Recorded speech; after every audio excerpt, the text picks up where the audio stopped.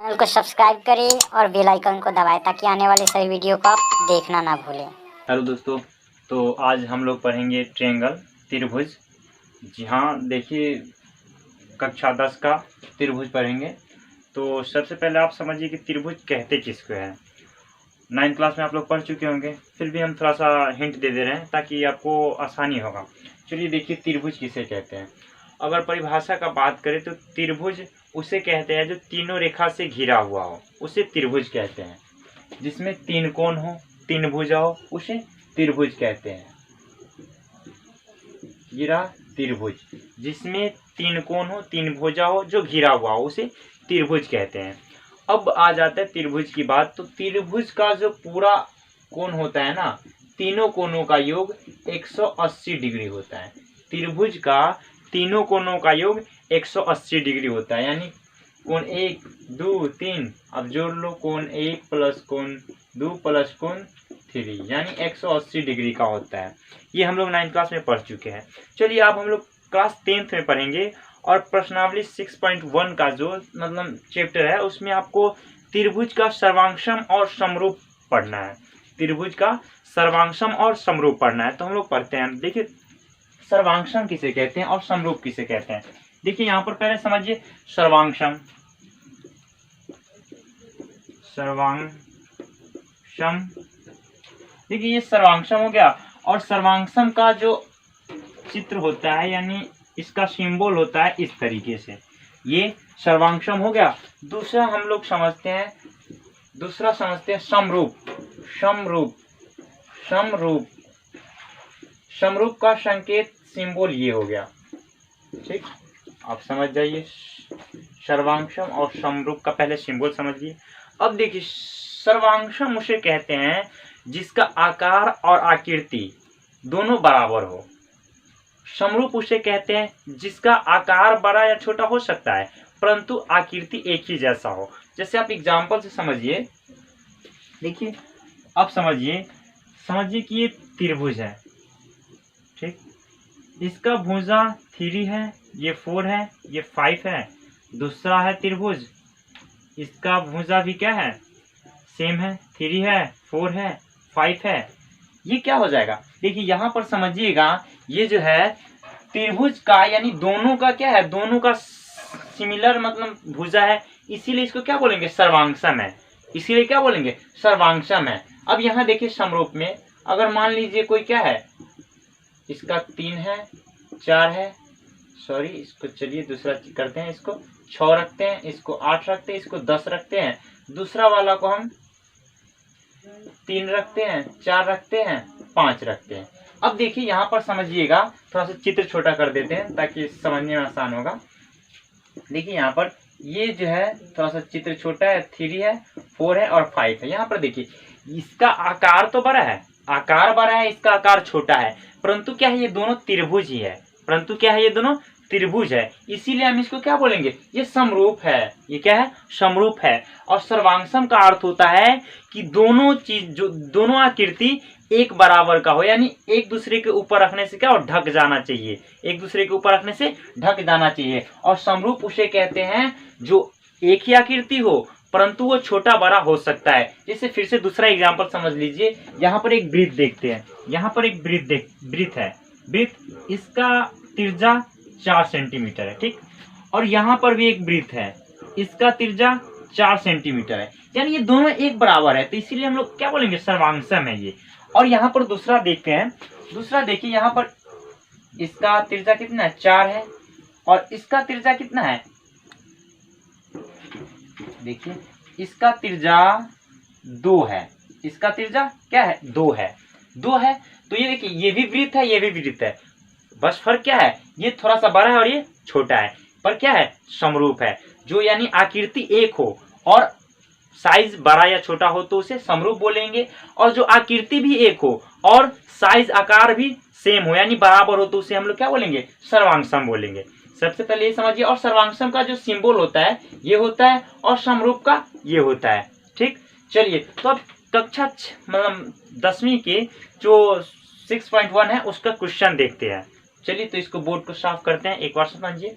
एक चीज और समझा देते हैं, एक चीज और समझिए। देखिए ये जो वृत्त है और ये ट्रायंगल है, अगर हम इस दोनों की बात करें तो ये दोनों सर्वांगसम नहीं हो सकता है। क्यों? क्योंकि ये वृत्त है और ये क्या है? त्रिभुज है। इस तरीके से यहाँ पर भी देखेंगे ये त्रिभुज है और ये वृत्त है, तो क्या है? ये एक दूसरे का समरूप नहीं है, यानी ये त्रिभुज है और ये क्या है? वृत्त है, अलग अलग है, इसीलिए नहीं बोलेंगे इसको। चलिए तो क्वेश्चन देखते हैं।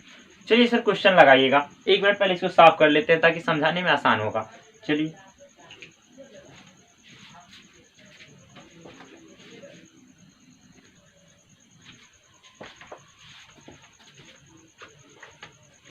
चलिए तो देखिए क्वेश्चन लगाया जा रहा है। चलिए क्वेश्चन लगाइएगा सर, क्वेश्चन लगाइए। तो देखिए क्वेश्चन पढ़िए, पहले क्वेश्चन पढ़िए। देखिए क्वेश्चन में बता रहा है, कोष्टक में दिए गए शब्दों में से सही शब्दों का प्रयोग करते हुए रिक्त स्थानों को भरिए। सभी वृत्त डैश होते हैं, ब्रैकेट में सर्वांगसम समरूप। अब देखिए बोल रहा है, क्या बोल रहा है कि सभी वृत्त समरूप होता है या फिर सर्वांगसम। देखिए सभी वृत्त का बात बोल रहा है, कोई एक वृत्त नहीं है। यानी हो सकता है कोई वृत्त बड़ा हो सकता है कोई वृत्त छोटा हो, तो क्या है? ये समरूप है, सर्वांगसम है। देखिए हम बताए हैं अभी बताए हैं कि जो एक ही आकृति का हो, साइज बड़ा छोटा हो तो वो समरूप होगा, और एक ही आकृति का और साइज भी समान हो तो उसे सर्वांगसम कहते हैं। तो क्या हो सकता है ये बताइए? सभी वृत्त का बात बोल रहा है, तो सभी वृत्त कोई बड़ा भी लिख सकते हैं, छोटा भी लिख सकते हैं, तो क्या हो जाएगा इसका आंसर? समरूप हो जाएगा। क्या हो जाएगा? समरूप हो जाएगा। चलिए तो दूसरा क्वेश्चन देखते हैं। सर दूसरा क्वेश्चन लगाइएगा। चलिए दूसरा क्वेश्चन लगाइए। देखिए फिर दूसरा क्वेश्चन में क्या है, बोल रहा है कि सभी वर्ग डैश होते हैं, सभी वर्ग डैश होते हैं, यानी सर्वांगसम होता है या समरूप होता है। सभी वर्ग, तो वर्ग हम लोग जानते हैं। देखिए मान लीजिए सभी वर्ग, फिर से वही बोल रहा है कि सभी वर्ग। तो देखिए मान लीजिए बड़ा वाला वर्ग है, ठीक, 4 4 4 4 इसकी भुजा है, और कोई छोटा वाला वर्ग ले लेते हैं। कोई सा भी वर्ग हम ले सकते हैं ना, कोई सा भी वर्ग ले सकते हैं, हमें ये हमारी मर्जी, क्योंकि बोल रहा है सभी वर्ग। तो देखिए आप इसका ले लेते हैं, तो क्या होगा? ये समरूप होगा या सर्वांगसम? तो हम लोग जान जाएंगे क्या होगा? समरूप होगा। काहे समरूप होगा? क्योंकि ये एक ही आकृति का है, ये छोटा बड़ा हो सकता है समरूप में, पर आकृति एक ही होना चाहिए। चलिए तो अब आगे वाला क्वेश्चन लगाइएगा सर, आगे वाला क्वेश्चन लगाइए। तो चलिए फिर बोला है कि सभी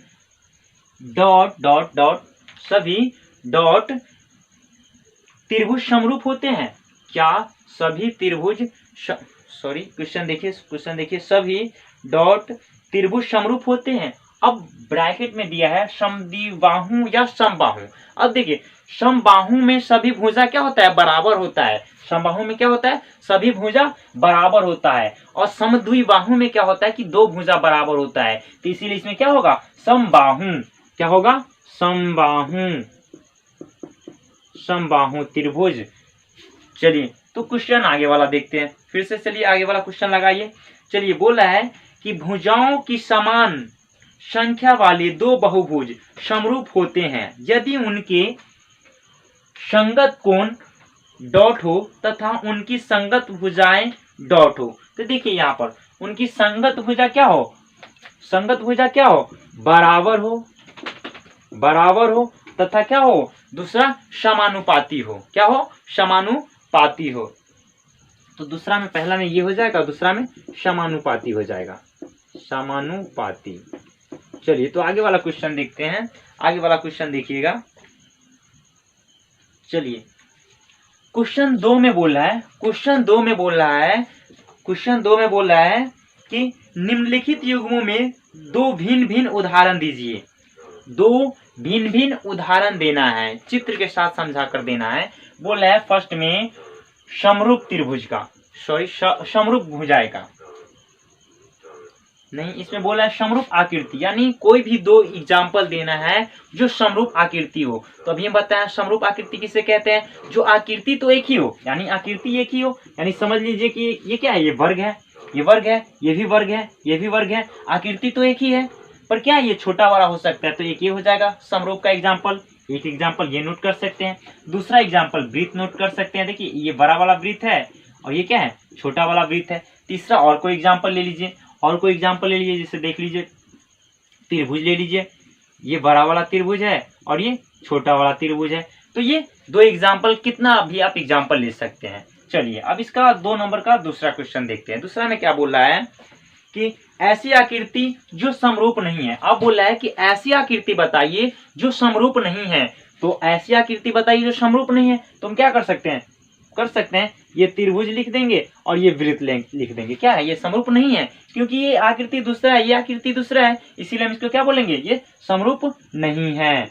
एक एग्जाम्पल हो गया। दूसरा एग्जाम्पल और दे सकते हैं हम, एक वर्ग लिख लेते हैं और दूसरा आयत कर देते हैं। दूसरा क्या कर देते हैं, आयत। क्या ये आकृति एक है, नहीं ना, ये वर्ग का सभी भुजा बराबर होता है और आयत का क्या होता है, आमने सामने का भुजा बराबर होता है। तो ये क्या हो जाएगा, समरूप नहीं होगा। अब फिर तीसरा लीजिए, ये वृत्त है और ये क्या है, ये वर्ग है। क्या है, ये वृत्त है और ये वर्ग है, यानी समरूप नहीं होगा। चलिए तो आगे वाला क्वेश्चन लगाते हैं। आगे वाला क्वेश्चन देखिए।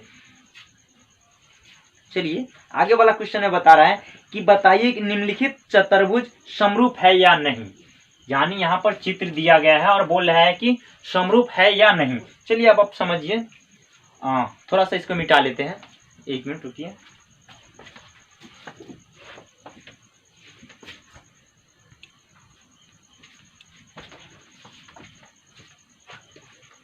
चलिए तो ये आखिरी क्वेश्चन है। चलिए आप लोग क्या कीजिए, धीरे धीरे रोजाना पढ़िए, पर डे पढ़िए। एक रूटीन बनाइए और उसके अनुसार से आप लोग पर डे पढ़िए। क्योंकि आप लोग देखते होइएगा सूरज क्या करता है, धीरे धीरे ही ऊपर उठता है। और जिस विद्यार्थी में धैर्य और तपस्या होता है वही एक दिन संसार को प्रकाशित करता है। तो आप भी धैर्य रखिए और तपस्या कीजिए और नंबर उठाइए। चलिए तो देखिए अब यहाँ पर 2 आकृति दिया गया है। आप आकृति में देख सकते हैं कि ये किस प्रकार से अलग है या फिर एक है। देखिए यहाँ पर ये वर्ग दिखाई दे रहे हैं, ये क्या है, वर्ग है। और ये क्या है, समचतुर्भुज है। यहाँ पर आप सरल सी भाषा में समझिए तो देखिए इसकी जो भुजा है यानी रेखा है वो स्ट्रेट है यानी सीधी है, और इसकी जो भुजा है वो थोड़ा सा झुका हुआ है, झुका हुआ है। तो अब पूछ रहा है कि समरूप है, सर्वांगसम है या कोई नहीं है।